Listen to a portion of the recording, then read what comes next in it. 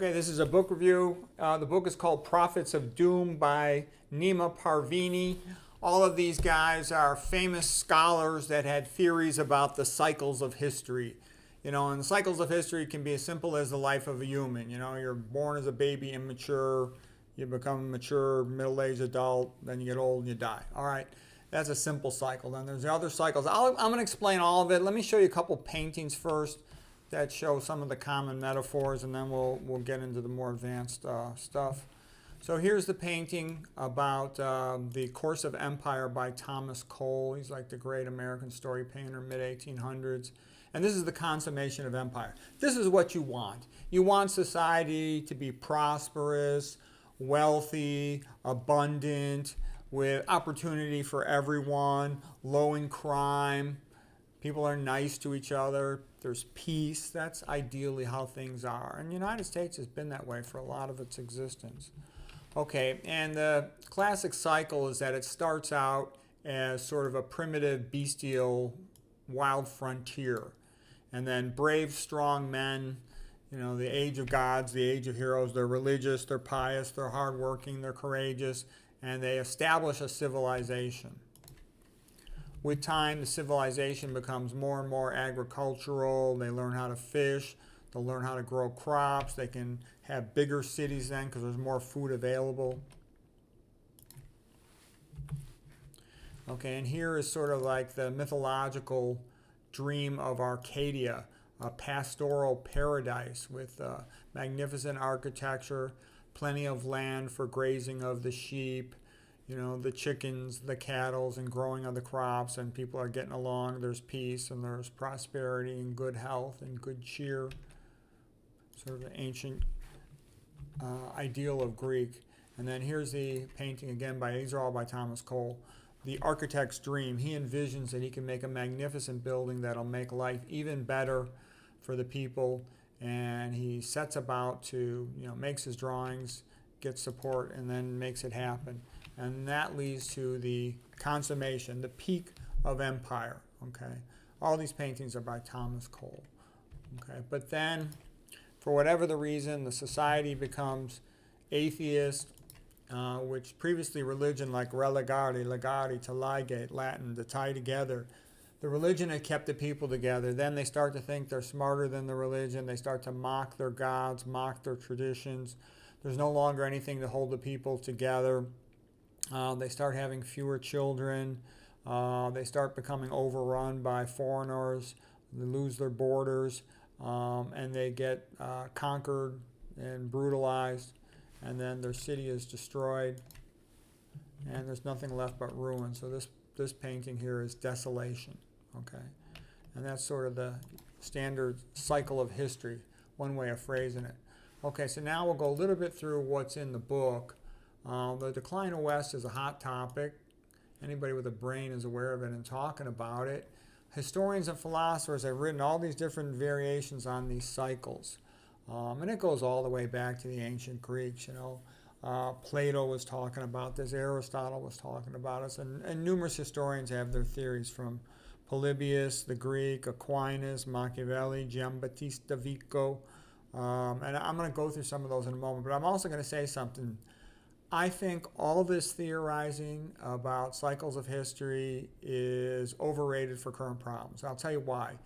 It's all based on the assumption that things just happen naturally, spontaneously, from the bottom up, grassroots.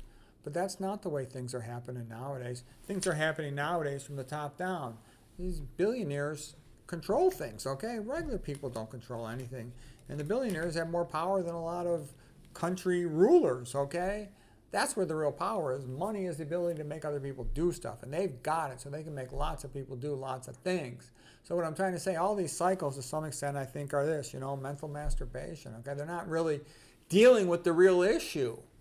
All right, so that's why I think the real issue is that lots of the billionaires hate the proles. They think the world's overpopulated, so they want to reduce the number of them. They think that'll reduce pollution and make the world a better place, but it's not going to be too pleasant for the proles that get reduced. And so everyone's being feminized, the food is being messed with, the water's being messed with, the soil is being messed with. The borders are opened up. They're being flooded with military-age Muslims that are not coming with their families. And I think they're seen as expendables. The broom, it's been called the broom to sweep society.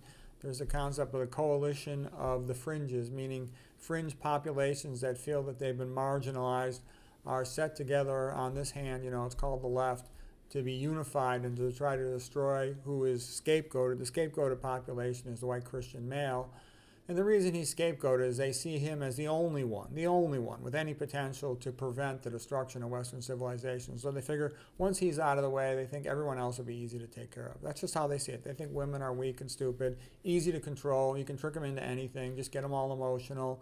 They think that all the other populations, there's either not enough of them or they're weak or they'll be able to control them somehow. Okay? So that's the thinking of the billionaires. And they do lots of things, like in the public schools, they promote atheism and Darwinism to turn children away from Christianity, because they figure Christianity, with that idea of men are created in the image of God, all men are equal in the eyes of God, that is going to prevent the goal of bringing back slavery. The goal is to bring back slavery and atheism. And so the women, they get all this stuff promoted in their minds of feminism and kind of lied to that your career is going to make you happier than a family. Women don't realize that's not true until they're about 35, 40 years of age, and it's kind of too late.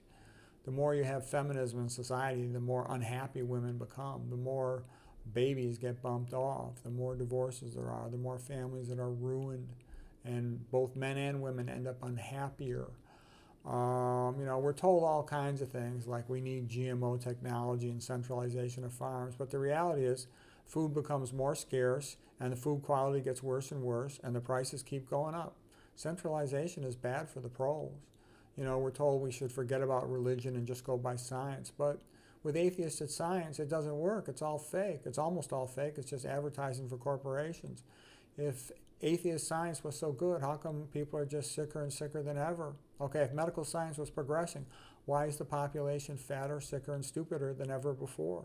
Because it's BS. We're just getting corporate nonsense, okay? People have worse cognitive function than ever before. They're dying sooner, dying younger, okay? Everybody's being feminized, all the men, and to make them easier to collapse. We're told that they want to help us by building electronic cars, but it kind of seems like it's just another way to control us. They can take it over with a remote control, crash you into a wall, give you tickets, make it not start until you pay a ticket, all kinds of things. We're told that they're going to make space travel possible, to colonize outer space, but it's BS. You can't colonize those atmospheres. It just sounds like another excuse for making surveillance satellites.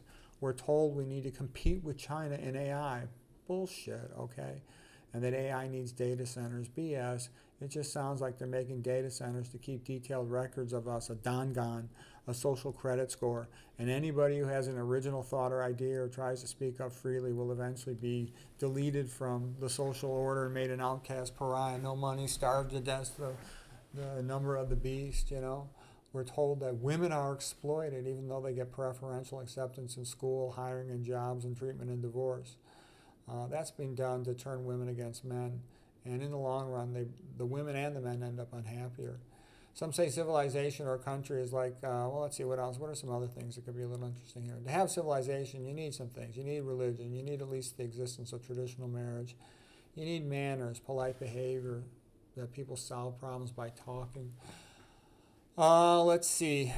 The classic cycle of civilizations was monarchy or dictatorship leads to tyranny, then the aristocracy fights back and establishes itself, and that drifts into an oligarchy, and that drifts into democracy, which is mob rule, leads to anarchy, and then that leads to a repeat of monarchy or dictatorship, sort of like the French Rev was a good example of that, 1789 to 1794.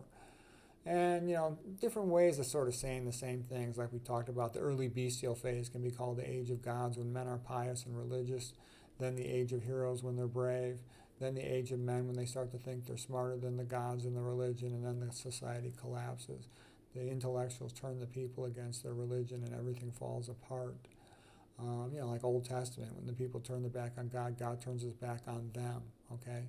And once people become atheistic, all they care about is making money and hedonistic pleasures, Epicureanism. Like Will Durant said, all societies begin Stoic and they end Epicurean. Okay, people love to pitch about Christianity, but everybody wants to live, almost everyone wants to live in a Christian society because it says, be nice to each other, forgive each other, love thy neighbor, help each other. That what you do to the least of my brethren, you do unto me. That makes society work. One person is nice to the people around them, they're nice to the people around them, it ripples outward, and all of a sudden you got a pretty nice society. And you need traditional families to raise kids because if you don't have them, children that are raised without both parents around end up much more likely to be messed up. Behavior problems, academic problems, emotional problems. So what sort of makes, and okay, here's a quote by Sorokin. He's like an expert on these cycles of history, and he lived in communist areas for part of his life. He said, hate begets hate. Love creates love. Okay, basically, love is the only thing that changes things for the better. Arnold Toynbee, a society has challenges, it must respond to them or it will collapse. And what makes things better? Yeah, Christian ethics, okay? Learn from the intellectual achievements of the ancient Greeks. Learn from the organizational structure of the Roman Republic, which was used as a foundation for structuring USA in its origin, its founding. Look at what led to Renaissance ages like the Italian Renaissance or the Belle Epoque in the 1800s and see what you can do to recreate that. Okay, this is just Giambattista Vico, and it's sort of like what I already said. You know, philosophy goes through that cycle of patterns, so I'm not going to repeat that. And I actually made a separate video about Vico in the past. If you want, you can watch that. It's just sort of more of the same in a little bit more detail. So that's basically all I got. I hope you found that helpful.